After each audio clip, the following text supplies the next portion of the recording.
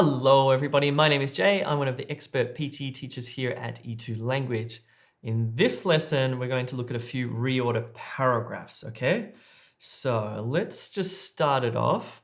If you haven't taken the PTE before and you don't know what this activity entails, what you need to do quite simply is put this disordered paragraph into the correct order. That is, you need to sequence the sentences so they make meaning from beginning to end, okay? What you need to concentrate on specifically is a thing called coherence, or cohesion, if you like. That is how these sentences connect together, how the meaning will flow from one sentence to the next. And what you don't want is anything that sort of doesn't connect properly. It's kind of like a jigsaw puzzle, and what you're doing is putting together that jigsaw puzzle in the right order. Cool, I'm gonna give you 90 seconds to do this one. Obviously, you're going to have to do it in your mind, which is a little bit tricky because on test day, you'll actually be able to move it and see what the sentences look like, which is helpful. Anyway, have a go, and then I'm going to show you the solution after this.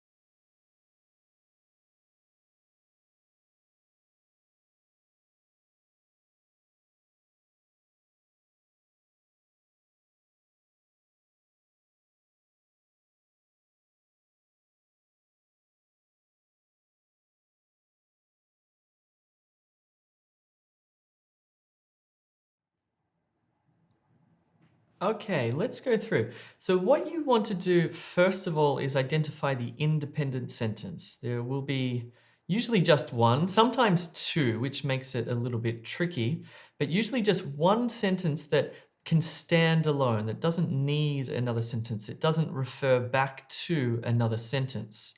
So let's read through these and we'll start from the bottom. Tell me if this sentence in and of itself can stand alone. Their mothers are 900 times larger than that. Okay, first of all, these pronouns just mean that this is wrong. This is definitely referring back to another sentence, so we can't use that one as the first sentence, obviously. What about this one? A recent study of bones across 10 species of bears and other animals, however, has shed light on the mystery. Well, there's the mystery. What mystery are we talking about? And we've also got this however discourse marker in there, so I'm not happy with this one. This unusual size difference has left researchers puzzled for years. No, that's not the first sentence.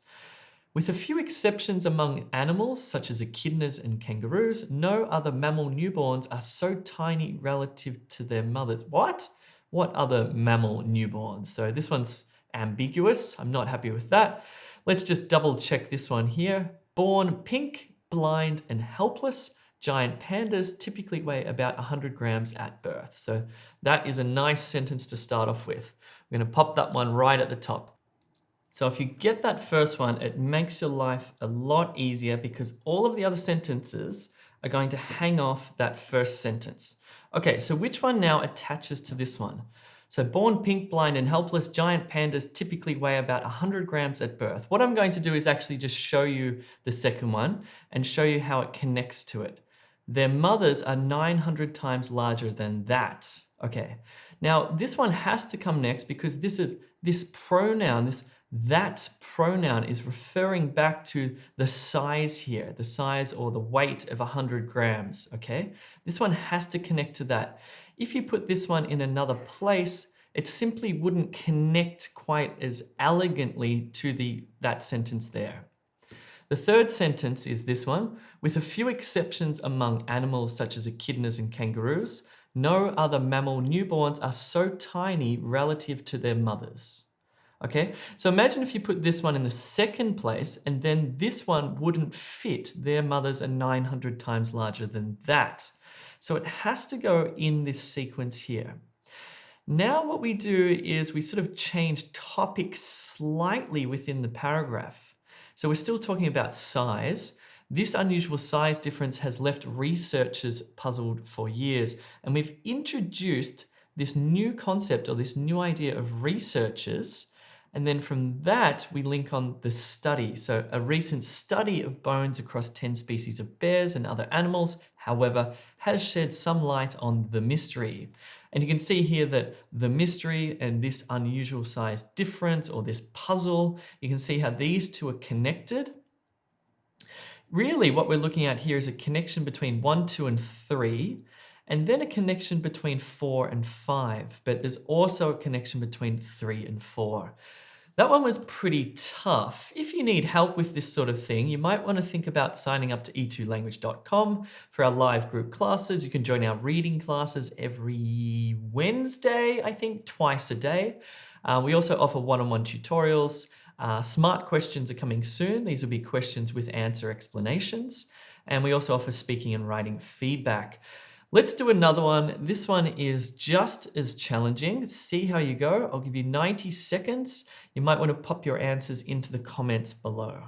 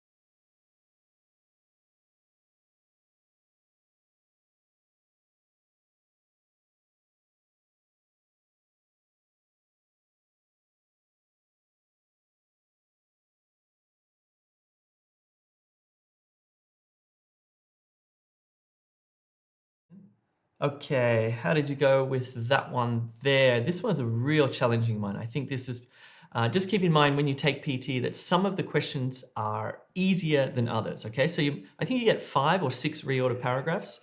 Some will be at the lower, easier levels and some will be quite difficult. This one was definitely one of the quite difficult ones. Okay, let's have a look for the independent sentence. I'm just going to show it here.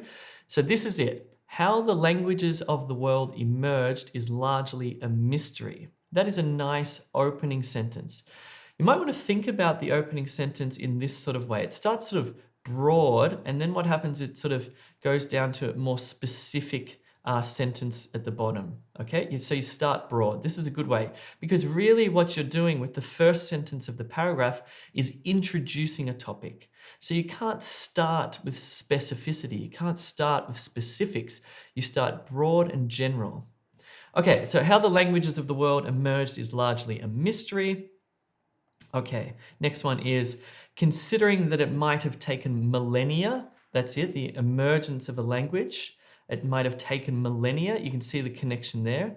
It is intriguing to see how deaf people can create novel sign languages spontaneously. Observations have shown that when deaf strangers are brought together in a community, they come up with their own sign language in a considerably short amount of time. The most famous example of this is Nicaraguan Sign Language, which emerged in the 1980s. How exactly this happened, however, has not been documented. Okay, this is the correct sequence of the paragraph. Let's go through so we can find out how it does cohere and how the cohesion works. So we've got languages emerging, considering that it might take millennia for this to happen. It's intriguing to see how deaf people, we introduced this new topic, can create novel sign languages spontaneously. Observations have shown that when deaf strangers are brought together in a community, they come up with, there's the spontaneously, come up with their own sign language in a considerably short amount of time. Then we move to an example, the most famous example of this, which is the emergence of a spontaneous language, is Nicaraguan Sign Language, which emerged in the 1980s. How exactly this happened, the emergence of Nicaraguan Sign Language, however, has not been documented. Whoa, tricky stuff, tricky stuff, tricky stuff.